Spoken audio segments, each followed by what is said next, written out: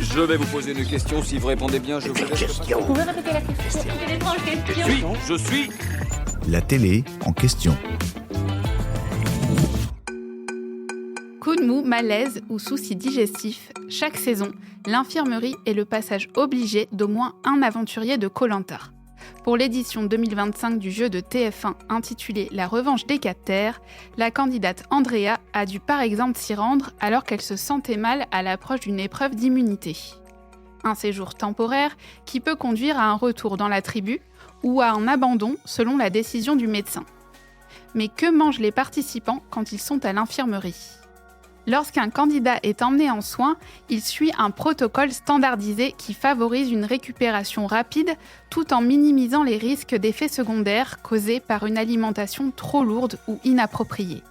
Ce repas est généralement composé de 2 œufs, un bol de riz, une banane et de l'eau. Cette combinaison permet de fournir une source de protéines, glucides, lipides, vitamines et minéraux, mais aussi de lui assurer une réhydratation.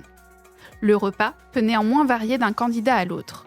Julien Magne, directeur général d'ALP, la société de production du jeu d'aventure, explique à Télé Loisirs. On a une équipe médicale chevronnée qui se charge de doser au plus juste ce dont a besoin l'aventurier, afin qu'il puisse repartir dans l'aventure. Il n'y a pas de règle absolue.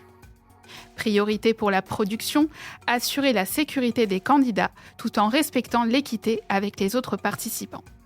Julien Magne précise : c'est une parenthèse médicale, mais ce n'est pas une parenthèse globale dans l'aventure. L'infirmerie ne se transforme pas en restaurant gastronomique. De retour sur l'île, les candidats passés en soins sont suivis de près par la production, au même titre que les autres, comme nous l'explique le directeur général d'ALP. On a des échanges avec l'équipe médicale sur ce qu'ils ont à disposition, comme le poisson qu'ils ont pêché ou le riz qu'il leur reste. Si malgré tous leurs efforts, ils n'arrivent pas à trouver suffisamment à manger et que leur état nécessite un apport un peu supérieur à ceux qu'ils ont, Denis Brognard leur remet du riz.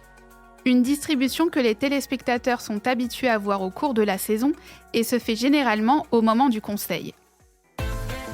J'espère que cet épisode vous a plu.